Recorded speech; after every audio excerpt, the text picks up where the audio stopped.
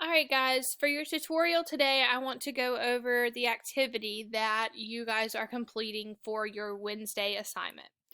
It is essentially what we like to call a virtual lab. We do the same exact lab when we're in person, we just use different materials, so we've transferred it to make it virtual for you guys. So this lab is all about density in the atmosphere. So how dense a specific layer is going to be going from troposphere all the way up. Okay, so the objective is that you'll be able to show how altitude or how going up through layers can affect the density of the air. And remember that density is like how compact something is. The materials that you'll be using, it says beans because in real life we would give you beans and you would be representing air molecules with these little beans. So what I've done is I've made little circle beans per se that you can drag around on the slides. So I've provided that for you. And then I've provided you a picture of the atmosphere. And what you're going to do is follow the procedure on the next slide, but let's talk about the problem. We already know that our objective is to look at how altitude affects density. So our problem, or our scientific question, is how does altitude affect the density of the air? Well, you right now need to make a hypothesis. You need to say whether you think the density will increase or decrease as you go up in altitude or in the atmosphere. So your hypothesis is kind of already written for you. If I increase the altitude, so if you go up in the atmosphere, then the density of the air will blank. So I want you to type your answer right here. You're either going to say increase or decrease. And trust me, it's okay if you're wrong. It's okay. That's the whole point of doing a procedure. As long as your conclusion is you reflecting on the fact that you were wrong, you're good. Okay? So just type whatever you think, increase or decrease, here in the hypothesis spot.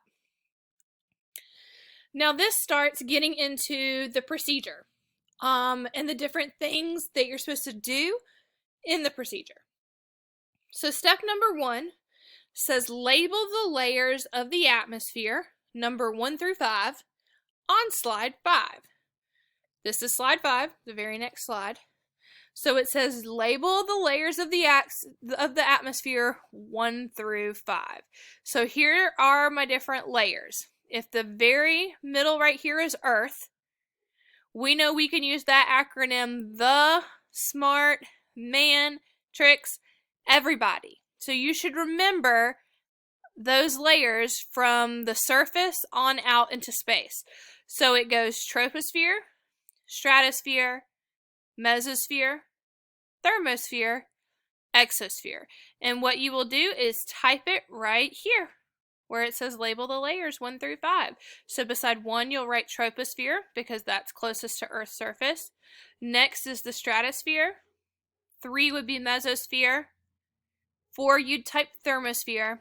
And 5 you would type exosphere because that's the outermost layer. Okay? So now let's go back. We did step 1. Step 2 says take the beans, or the little circles, on slide 5 and put them end to end to create a circle on the inside of the troposphere. So you can grab these little beans, and what you'll essentially do, let me get it out of that mode so I can actually edit it. What you'll do is you'll see how many little beans you can drag and put on the inside of the troposphere. So there's 1, there's about 2, there's 3, and you can grab them from anywhere. I've got a whole bunch of them there. 4, 5, 6, 7, 8,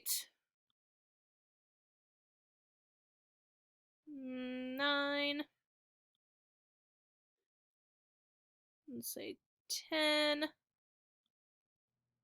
and 11. So I was able to fit 11 beans inside of the troposphere. Okay? You might be able to fit more, you might be able to fit less, just as long as they are as close as can be, you'll be fine.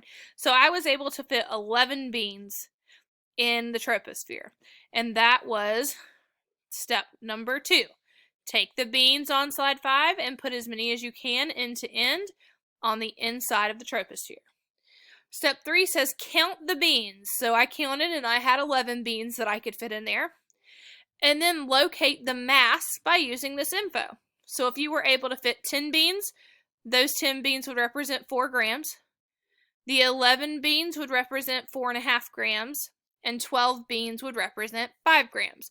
So because I was only able to fit 11 beans, I will make sure that my mass is 4.5 grams.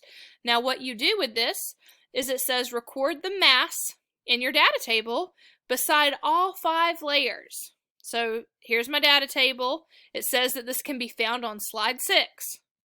Okay, so I'll find my data table on slide 6, and it says to write that a total amount of grams, which I got 4.5, beside all 5 layers. So here's my mass category. I would write 4.5, 4.5, 4.5, 4.5, 4.5.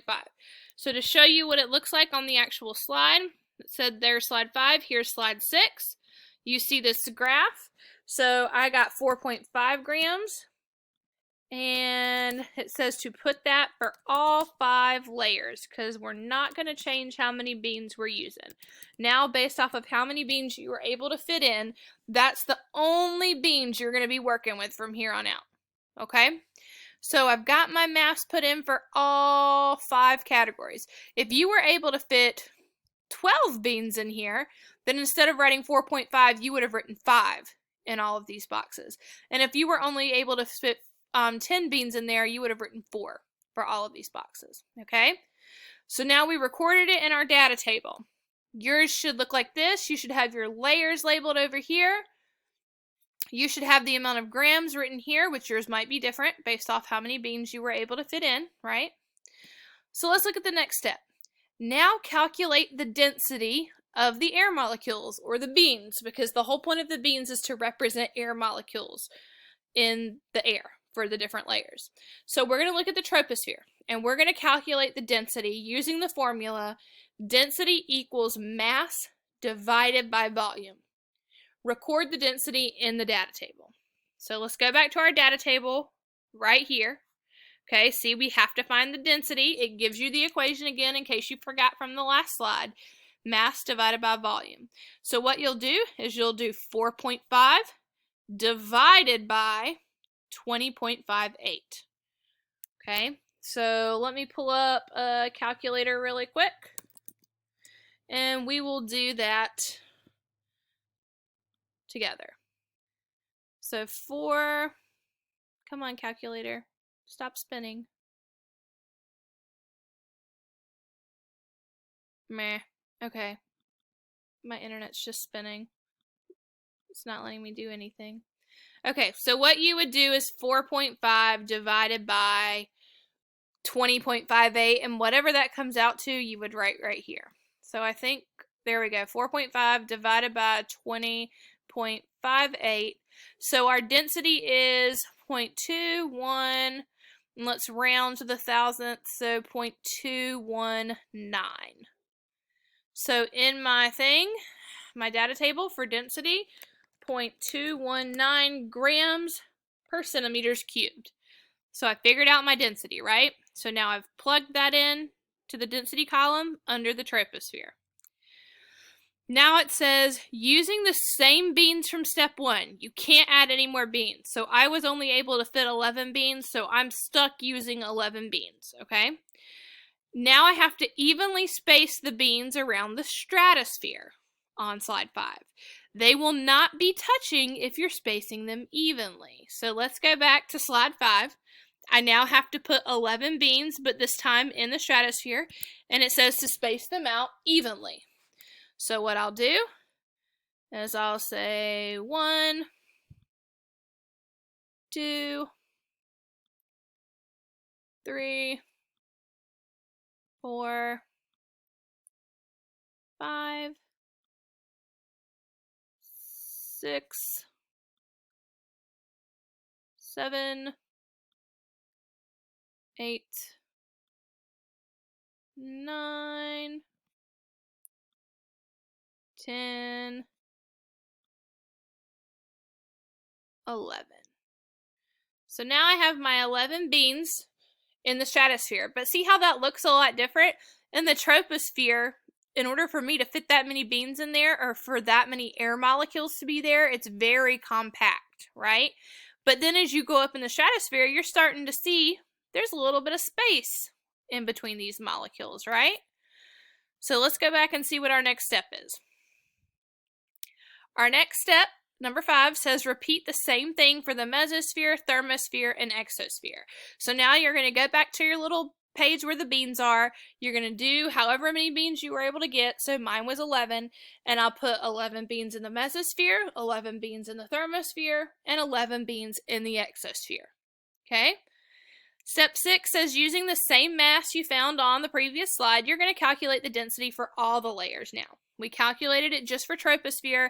Now we're going to calculate it for mass, for the mass and volume of all the layers: stratosphere, mesosphere, thermosphere, exosphere. Okay? And remember, all you're doing is taking mass divided by volume. So you'll do 4.5 or either 4 or 5, whatever you got here, divided by 104.21. You'll write your answer there, so on and so forth. So once again, the formula is right here. Mass divided by volume. You're taking this number, dividing it by this number, and then just writing your answer here, right? Easy peasy. Now, to analyze data, instead of making you guys draw a graph with your data that you're going to have in your data table, instead I made a graph. And then I made 3 wrong graphs. And what I need you to do is pick which bar graph shown on the screen accurately shows the density of the layers in the atmosphere. So you'll look at your data table and see what your numbers say. If you choose this graph, that means that you're saying the troposphere is high in density, so it's a high number, and then it drops in the stratosphere, drops again, drops again, drops again. Or is the stratosphere high, or troposphere high and stratosphere is higher, and then there's mesosphere, thermosphere drops, and then it's high in exosphere. So essentially you have to look at your data and your numbers and pair it up with whatever graph shows the correct answer, and you'll type your answer choice right here in the box. This slide starts introducing your conclusion questions, so you're just answering these questions here. So the first one says, what was the density in the troposphere? You'll go back to your data table, look at the number, type it right here. And then it says, how does this density compare to the density in the other layers? So is this density higher than the density in the other layers? Is it lower than the density in the other layers? You just have to look at your numbers. Number 2 says, as altitude increases, what happens to the density of the air? So as you go up in the atmosphere from the troposphere all the way to the exosphere, what's happening to density? Okay, and it says use your calculations to support your answer. So if you're saying that density is increasing, then you might want to say the density in the troposphere was such and such, but as it went up into the exosphere, it went to such and such. Okay, so it's asking for you to use your data to support your answer. Number 3 says, what did you notice about the space in between the beans in your lab diagram of the layers as altitude increased? So as you went up in the different layers, what happened with the space in between the beans? Did it get more space? Did the beans get crowded and not enough space? That's what you're answering here. Question number 4 for conclusion questions said, what did you learn about density of the air as altitude increases? And then number 5 says, what layer has the lowest density? And then tell me why. Why do you think this layer has the lowest density? Okay? And that's all you have to do for today's activity. Please make sure that you put this in Google Classroom and you submit it to your teacher and that you've done the attendance form. Email us if you have any questions.